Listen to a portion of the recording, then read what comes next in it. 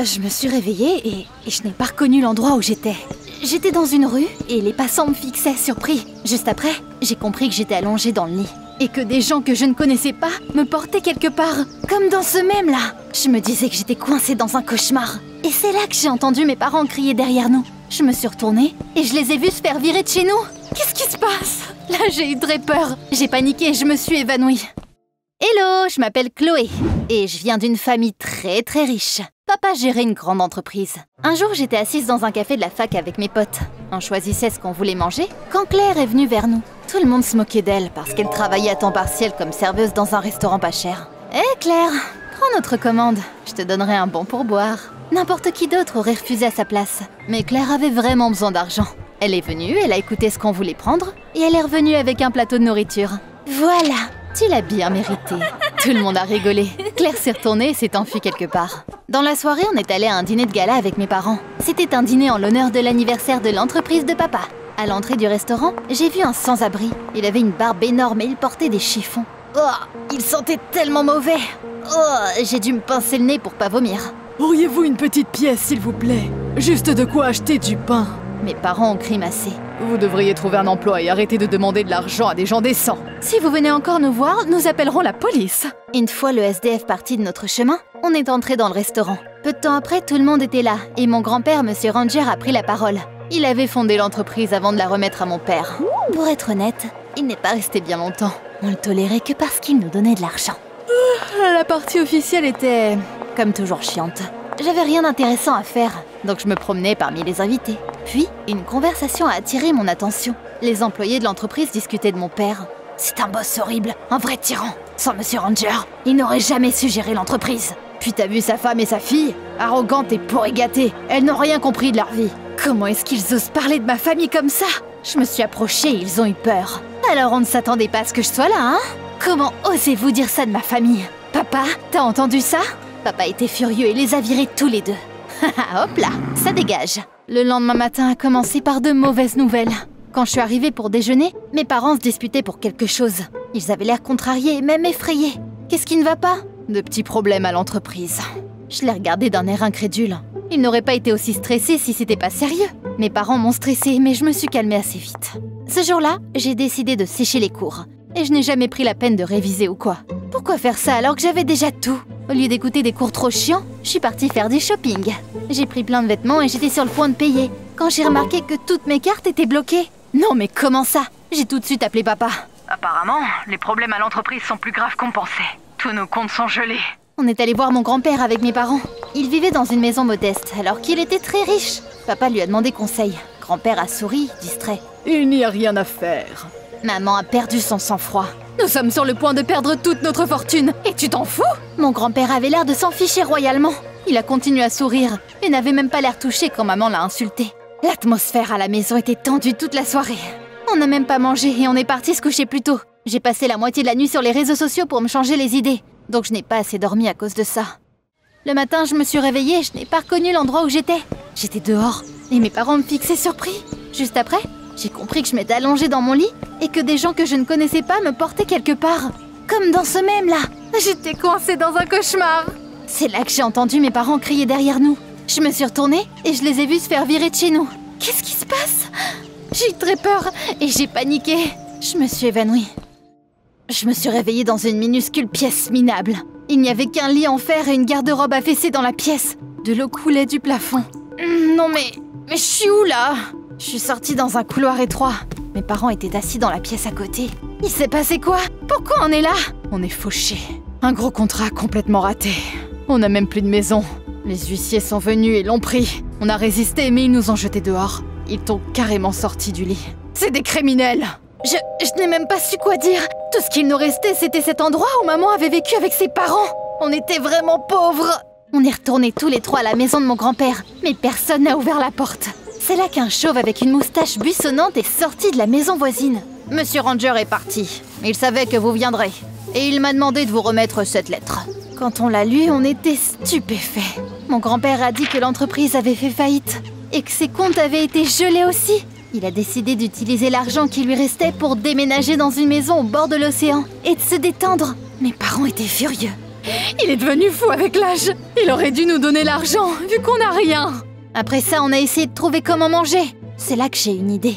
J'avais plein de potes, ils pourraient m'en prêter. J'ai appelé Mickey, mais dès que j'ai parlé d'argent, elle m'a interrompue. Ouais, je sais que ta famille a des problèmes d'argent, mais je te donnerai rien. Désolée. Elle a raccroché juste après. Je comprenais pas pourquoi elle m'avait dit ça. Les autres n'ont même pas pris la peine de répondre aux appels. Trop bizarre. Le soir, la faim est devenue insupportable. Papa nous a obligés de vendre nos bijoux. Ils étaient très chers, mais ils nous ont à peine donné quoi que ce soit. J'ai pleuré toute la nuit, et le matin, j'avais l'air horrible. Je voulais encore sauter les cours, sauf qu'on a reçu un appel du bureau du doyen. Ils m'ont prévenu que j'avais pris du retard et que je serais bientôt expulsée si je continue à sauter des cours. Quand tout allait bien pour mes parents, ils n'osaient rien me dire. Mais maintenant, tout avait changé. Je devais me ressaisir et me traîner à l'université. Je pensais que le pire était déjà passé, mais ce n'était que le début. À la fac, quelqu'un m'avait filmé en train d'être emporté dans la rue sur mon lit. Il avait même mis une musique du même, puis il l'avait posté en ligne. Toute la fac l'avait déjà vu. Tout le monde se moquait de moi. Mais le pire dans tout ça, c'est que tous mes potes m'ont tourné le dos. Même Mickey faisait genre qu'on ne se connaissait pas. Cette journée ne pouvait pas devenir pire. Enfin, c'est ce que je croyais. Je suis rentrée dans une humeur terrible et mes parents l'ont complètement achevé. Ils ont décidé de vendre mon iPhone et mes vêtements. Pour remplacer, ils m'ont donné des vêtements d'occasion et un vieux téléphone. C'était tellement humiliant. On a essayé d'économiser de l'argent, mais on n'y arrivait vraiment pas. On commandait plusieurs fois par jour et ma mère continuait à aller au salon de beauté. Eh bien, qu'est-ce que tu veux que je fasse? Manger du fast-food et arrêter de prendre soin de moi? Pas étonnant qu'on avait vite plus rien. Une fois de plus, on était à sec. On a vite compris qu'on devrait chercher un emploi. La fierté de papa l'empêchait de travailler pour ses anciens employés. Maman n'avait aucune compétence. Donc ils ont commencé à me faire pression. Ça fait des années qu'on te soutient. Maintenant, c'est à ton tour. Trouve-toi un emploi à temps partiel. J'ai même pas su quoi dire. Ils voulaient que je travaille? J'y crois pas. Je ne savais rien faire non plus, moi. On s'est engueulé, mais au final, j'ai décidé que mes parents avaient raison sur un truc. Je devais au moins essayer. J'ai répondu à des annonces, mais personne ne voulait de moi. Je n'arrivais même pas à trouver un taf dans ma spécialité, vu que je n'avais jamais bien travaillé à la fac. En parlant de la fac, tiens, j'avais blessé pas mal de gens. Et ils ont tous pris leur revanche. Un jour, je suis arrivée à la cafétéria pour manger quand Mickey m'a appelée. « Hé Chloé, apporte-nous notre plat. Oh, promis, on te donnera un pourboire. » Je me suis tout de suite souvenue de la situation avec Claire. Tout le monde s'est moqué de moi. Je ne pouvais plus le supporter. J'éclatais en larmes et je me suis enfuie. Je me tenais dans le couloir et j'essuyais mes larmes. Quand j'ai senti une main sur mon épaule, je me suis retournée et j'ai vu Claire. C'est peut-être difficile à croire, mais elle m'a réconfortée. T'inquiète pas, ils vont bientôt se mettre à embêter quelqu'un d'autre et ils t'oublieront. C'est toujours comme ça. J'avais tellement honte de moi. Je l'avais si maltraitée. Claire, je suis vraiment désolée pour ce que je t'ai fait. Je t'ai pardonné il y a longtemps. Au fait, on a besoin d'une nouvelle serveuse au restaurant. Je pourrais parler de toi. Bien sûr, je voulais pas d'un job dans la restauration, mais j'avais pas le choix. Je savais que travailler serait nul. Oh, mais je savais pas que ça le serait à ce point-là. Il y a eu des problèmes dès le premier jour. Je n'arrivais à rien faire de bien et les clients étaient furieux. J'avais pas l'habitude de les servir et ça m'a gavée. Il m'a fallu environ une semaine pour avaler ma fierté et faire des efforts. Je n'avais jamais pu le faire sans Claire. Elle m'a tout expliqué plusieurs fois et m'a beaucoup aidée. Un jour, un gars est entré dans le restaurant. C'était trop bizarre, mais son visage me disait quelque chose. Où est-ce que j'ai pu le voir? J'ai dû prendre sa commande et j'en ai eu tout de suite marre de lui. Apportez-moi un jus d'orange. Finalement, j'ai changé d'avis. Je veux un jus de pomme. Voici votre jus de pomme. Hé, vous vous foutez de moi? Je vous ai demandé un jus de carotte. J'avais envie de le tuer. Ce con a passé plusieurs heures au resto à me harceler. Au bout d'un moment, j'en pouvais plus et j'ai failli éclater en larmes. Mais je me suis ressaisie et j'ai continué à travailler. Après mon service, Claire est venue me voir.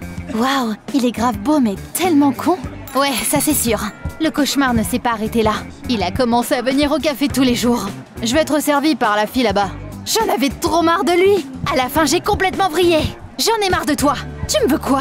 Il a commencé à sourire. Peut-être que je t'aime bien. Au fait, je m'appelle Chris. Ça te dit d'aller faire un tour avec moi? T'as une drôle de façon d'aborder les gens. Fais-le tout seul ton tour. Il m'a mis de mauvaise humeur pour le reste de la journée. Mais il y a une super bonne nouvelle qui est arrivée le soir. J'ai eu mon premier salaire. Je l'ai partagé avec mes parents. J'avais trop hâte de voir à quel point ils allaient être fiers de moi. Ils ont pris presque tout mon argent et papa avait l'air déçu. Eh bien, c'est pas grand-chose. T'imagines même pas à quel point ça m'a énervée. Tu pourrais trouver un travail au lieu de compter uniquement sur moi. Après quelques jours, papa a enfin trouvé un emploi de manager dans une petite entreprise. Maman restait à la maison et elle ne sortait que de temps en temps dans un salon de soins. Elle payait pour ses soins avec mon argent d'ailleurs. Chris a continué de venir au restaurant. Bizarrement, il a arrêté d'être chiant. Il s'asseyait à une table et me regardait travailler. Puis il a commencé à m'apporter de petits cadeaux et à m'inviter à sortir. À un moment, j'ai accepté. Je voulais vraiment me changer les idées et me sentir comme une jolie fille. Chris était hyper intéressant en vrai. Il faisait des études dans une école de théâtre et il rêvait de devenir un acteur célèbre. Tu rêves de quoi, toi? Sa question m'a perturbée. J'ai réalisé que je vivais sans rêve. J'ai longtemps réfléchi et j'ai décidé que je voulais avoir ma propre entreprise. Ça m'a vraiment inspirée et j'ai repris mes études au sérieux. Je ne faisais plus attention aux moqueries des autres étudiants. Bientôt, j'ai commencé à m'améliorer. Les profs l'ont remarqué et m'ont même félicité. Enfin, pour une fois, les choses allaient plus que bien. Tout allait de mieux en mieux. Sauf que mes parents étaient toujours en colère et insatisfaits. Oh, mais un jour, la malchance m'a rattrapée. Le chef du resto m'a appelé à son bureau. Un mois de salaire a disparu du coffre-fort. C'est toi qui l'as pris? Il parle de quoi, là? Bien sûr, j'avais rien fait, j'ai nié. Mais c'est là qu'il m'a montré les preuves. Il y avait des images de la caméra de surveillance qui me filmait en train de m'approcher du coffre. Puis après, l'argent avait disparu. J'étais juste en train de nettoyer la table. Si tu ramènes pas l'argent demain, j'appellerai la police. Merde! J'avais plus d'amis riches. Claire arrivait à peine à joindre les deux bouts. Mais c'était la seule à me croire et à me soutenir. Enfin si, Chris aussi me croyait. Je vais trouver quelque chose, t'inquiète pas. Je ne vais jamais y arriver. Quand j'ai tout raconté à mes parents, ils se sont mis en colère. Comment t'as fait ça encore? On a besoin de chaque centime. Non mais quoi? Comment tu peux dire ça? Je crois que c'est à ce moment-là que j'ai réalisé que mes parents ne m'aimaient pas vraiment. Ils étaient aussi égoïstes que je ne l'étais avant. Et là, j'ai commencé à repenser à mon grand-père. Il s'était toujours intéressé à ma vie, m'avait invité partout et s'était occupé de moi. Je l'avais pris pour acquis. Comme mes parents, je l'avais considéré comme un vieux fou. J'ai commencé à vraiment avoir honte de moi. J'ai décidé d'aller le voir. Peut-être qu'il était déjà de retour et qu'il pouvait m'aider. Sur le chemin, j'ai appelé Chris et je lui ai tout raconté. C'était incroyable à quel point on s'était rapprochés en un si peu de temps. Personne n'a ouvert la porte. Au moment où j'allais partir, le voisin de grand-père est sorti une nouvelle fois. « Monsieur Ranger n'est pas encore revenu. » J'étais sur le point de répondre quand j'ai remarqué un truc bizarre. La peau de sa tête chauve s'enlevait d'un côté. Le voisin l'a remarqué aussi et a essayé de la coller en arrière. Mais j'ai été l'arracher avec un mouvement brusque. Puis j'ai attrapé sa moustache et je l'ai retirée aussi. La personne qui se cachait sous les accessoires s'est avérée être... Chris! Bien sûr! C'est pour ça que j'avais eu l'impression de le reconnaître. Mais pourquoi est-ce qu'il avait fait ça? Je n'avais pas encore tout assimilé quand mon grand-père est sorti de derrière la maison. Ils se moquaient tous de moi ou quoi? Chloé, chérie, appelle tes parents, ils devraient venir aussi. Quand mes parents sont arrivés, ils ont fait une crise. Un groupe d'organisateurs est apparu et on a enfin découvert toute la vérité. Apparemment, l'entreprise de papa allait très bien. Je ne suis pas aussi faux que vous ne le pensez. J'avais parfaitement vu à quel point mon fils, ma belle-fille et ma petite-fille étaient devenus pourri gâtés. Je voulais vous faire une leçon, du coup j'ai organisé cette blague. Mon voisin Chris m'a donné l'idée. Il organise souvent des expériences sociales comme celle-ci. Au début, il avait fait semblant d'être un sans-abri près du restaurant. Quand j'ai vu comment tu l'as traité, j'ai compris qu'il était temps d'agir. Il s'est avéré que Chris était venu au café uniquement pour me provoquer. Et l'argent du coffre-fort n'avait pas vraiment été volé. Ça faisait juste partie du spectacle. On n'arrivait pas à y croire, mes parents et moi. Bien sûr, j'étais en colère au début, mais ensuite, j'ai remercié mon grand-père. Toute cette expérience m'a aidé à changer et à m'améliorer. Le seul contre lequel j'étais vraiment en colère, c'était Chris. J'ai failli tomber amoureuse de toi, mais toi? Je suis tombée amoureuse de toi aussi. Chloé, je suis désolée. Au début, je faisais juste mon expérience, mais après, j'ai appris à vraiment t'aimer. Mes parents n'ont jamais pardonné à mon grand-père. Ils ne comprenaient pas pourquoi il avait fait tout ça. Pour moi, les choses ont fini par revenir à la normale. Enfin, presque. Mes anciens amis ont essayé de se rapprocher à nouveau de moi, mais je les ignorais. Claire était ma seule vraie amie. Ma relation avec Chris allait très bien aussi. Je suis restée un peu en colère contre lui, mais je lui ai finalement pardonné. Et on a commencé à sortir ensemble. J'ai aussi décidé de passer plus de temps avec mon grand-père. Un jour, je suis rentrée à la maison et j'ai entendu mes parents parler. Ils discutaient de problèmes dans l'entreprise. J'avais un sentiment de déjà-vu. Oh, on est de nouveau au bord de la faillite. Mais oui, encore. Ça doit être encore un tour de ton père. Il va encore ruiner nos vies. Je pouvais pas croire que grand-père avait décidé de répéter sa blague. Le lendemain, je suis allée le voir pour lui en parler. Chloé, je n'ai rien à voir avec ça cette fois-ci. Ensemble, on s'est précipité au siège de l'entreprise. Il a personnellement vérifié tous les documents et s'est agrippé la tête. Ton père a vraiment fait une connerie. L'entreprise est restée à flot pendant un certain temps, mais elle a finalement coulé. Il a fallu du temps à mes parents pour croire à tout ce qui s'est vraiment passé. En conséquence, on a encore tout perdu. Même nos effets personnels et la maison. Sauf que maintenant, c'était pour de vrai. Papa a dû redevenir manager. Maman a recommencé à faire ses crises. Bientôt, j'ai déménagé. Mon grand-père avait encore des économies. Il m'a appris tout ce qu'il savait. Les échecs font partie de la vie, mais ils sont toujours suivis de succès. j'ai continué mes études. Et après un certain temps, je suis devenue la meilleure étudiante de l'université. Mon grand-père et moi avons ouvert une petite entreprise. Et j'essaie de la développer. Je voulais avoir ma propre affaire et dépasser le maître. Tu penses que je peux y arriver? Dis-moi tout dans les commentaires. Yo tout le monde! Tu kiffes voir ta vie représentée en vidéo? T'as des histoires tellement gênantes que même tes potes ne sont pas au courant? Ne me dis surtout pas si c'est le cas, parce qu'elles ont leur place sur la chaîne anonyme, s'il vous plaît. Jette-y un coup d'œil. Clique ici.